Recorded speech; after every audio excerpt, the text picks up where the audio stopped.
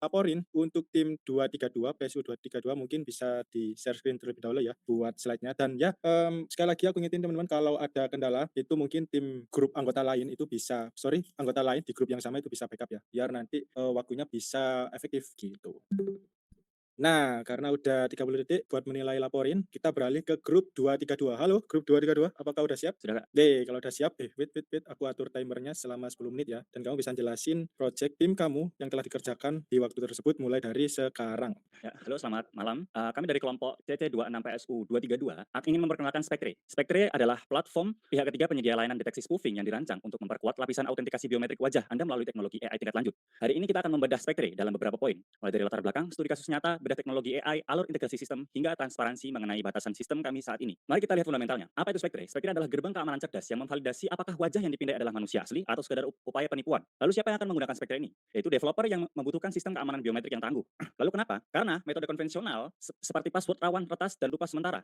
Biometrik standar seringkali gagal membedakan antara wajah asli dengan foto atau layar HP. Lalu bagaimana Spectre ini bekerja? Kami menyisipkan model AI sebagai filter utama sebelum akses diberikan. Lalu mari kita lihat studi kasus nyatanya. Di salah satu bandara, ada penumpang yang berhasil lolos dari pemeriksaan hanya bermodalkan masker silikon. Lalu, banyak absensi instansi masih bisa diakali dengan selembar foto hasil printing. Bahkan, sistem sekelas Samsung Galaxy S10 Plus di tahun itu pernah dilaporkan tertipu oleh foto wajah yang ditampilkan di layar HP lain. Disinilah Spectre berperan. Spectre tidak hanya memindai titik wajah, kami menggunakan deep learning yang telah dilatih secara intensif untuk mengenali tekstur kulit, pantulan cahaya, dan kedalaman untuk memastikan validasi data. Intinya adalah klasifikasi otomatis. Setiap input akan langsung diproses oleh mesin AI kami untuk menentukan apakah itu real person atau spoofing. Sistem kami bekerja secara real time. Antara muka akan memberikan feedback visual instan kepada pengguna apakah akses aman dilanjutkan atau harus segera diblokir karena terdeteksi kecurangan. Selanjutnya, Baik, saya selaku back-end engineer, ingin menjelaskan bagaimana sih sistem kita ini. Jadi karena Spectre ini adalah biometric authentication as a service atau autentikasi as a service. Jadi platform kita itu dipakai developer third party, let's say Tokopedia,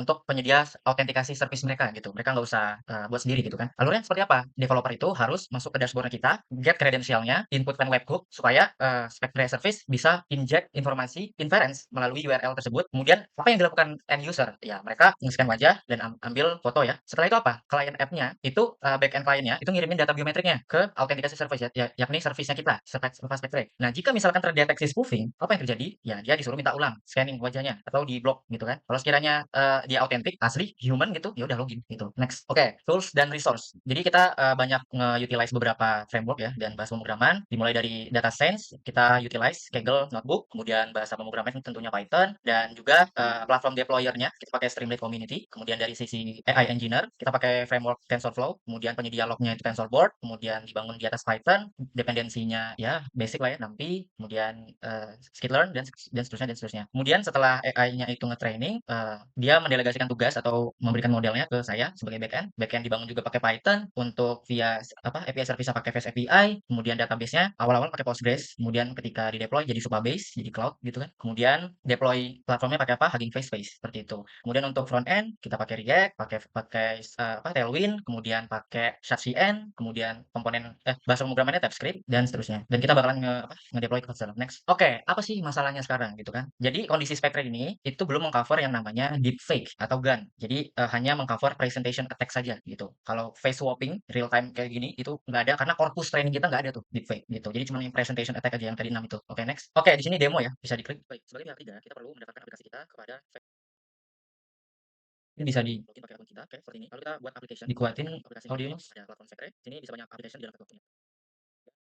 Webhook-nya, create application. Di sini webhook-nya itu berguna buat agar Spectre itu bisa mengirimkan informasi keaslian atau kepalsuan ke platform third party tersebut. Jadi informasi login atau autentikasi akan dikirimkan. Di sini langsung aja kita copy secret-nya, kemudian kita taruh di sini, kemudian kita masuk ke aplikasi yang kita buat, kemudian kita ambil API-nya, kita generate, kita copy key-nya, kemudian kita daftarkan ke environment, lalu kemudian kita jalankan server. Jadi di sini kita masih pakai tunnel karena belum hosting. Sini langsung saja npm run receiver untuk menghidupkan servernya, kemudian kita hidupkan untuk UI-nya seperti itu. Nah, kemudian kita langsung masuk aja ke sini, kita tes seperti ini ya. Nah, jadi ini adalah skema dari pihak ketiga yang utilize service kita gitu. Kemudian kita register aja dulu. Nah, di sini langsung kita daftarkan ke kita ke platform seperti ini ya. Jadi kita tunggu mesin proses dan terverifikasi, lalu kita autentikasi. Nah, di sini kita tunggu dulu sampai kelar dan terverifikasi dan kita langsung masuk ke dashboard-nya seperti itu. Nah, kemudian kita coba logout, kemudian kita coba untuk flashing out artifact fungsi. Nah, di sini nge-flashing out beberapa artifact, satu artifact printing pakai foto saya. Jadi di sini kalau ya spoofing terdeteksi dan ini adalah ringkasan agregatnya 95% itu adalah kesalahan, keasliannya cuma 4,9. Kemudian untuk distribusi 6 kelasnya seperti ini dan matrix printed itu memenuhi paling banyak ya karena memang kita nge-flashing out dengan artifact printing seperti itu. Oke, sekarang kita matikan fast-nya. Nah, fast-nya kita matikan, tapi kita nge-flashing out pakai muka saya tapi huruf spoofing. Harusnya itu masuk ya.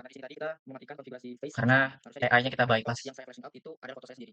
cocokkan dengan embedding muka user. Kalau sama, dia bakalan diklaim sebagai user tersebut. Nah, seperti ini identitas terverifikasi, padahal dia itu adalah spoofing ya. Coba kita coba lagi dengan kondisi anti-spoofingnya dimatikan, tetapi kita flashing out dengan foto orang lain gitu. Harusnya dia tidak berhasil masuk walaupun memang konfigurasi AI-nya kita matikan ya, yang face anti-spoofing itu dimatikan. Karena embeddingnya udah beda seperti itu. Langsung saja kita coba ya. Seperti kita tunggu. Harusnya dia tidak berhasil dikarenakan muka yang saya flashing out itu beda akun atau beda user. Walaupun memang model AI-nya udah kita bypass. Nah, di sini account not found seperti itu. Ya, cukup sekian demonya. Terima kasih. Oke, next Mas, next slide. Oke, di sini profiling dari dataset kita, total datasetnya ada 11.000, itu upaya merging ya. Jadi beberapa partisi kita merging, kemudian jumlah kelasnya ada 6, total akurasi yang udah di testing itu adalah 93% akurat, dan sebenarnya ada 2 core model, tapi kita pakai yang punya ResNet, kemudian alur project-nya tentunya ada EDA, kemudian preprocessing, yang korup butuhkan, yang kita sisihkan, kemudian modeling dan evaluation, seperti itu. Jadi presentasi pembagian datasetnya juga udah diterangkan seperti ini. Lanjut Mas, next. Oke, manifest akhirnya teman-teman bisa kunjungin untuk site-nya ada di sini, kemudian servernya ada di Hugging Face, kemudian stream udah ada, repository-nya visit aja ke repository kita, seperti itu. Next. Oke, terima kasih. Saya alihkan ke Mas Hilal sebagai PM. Ya, terima kasih. Sekian dari presentasi kami. Terima kasih.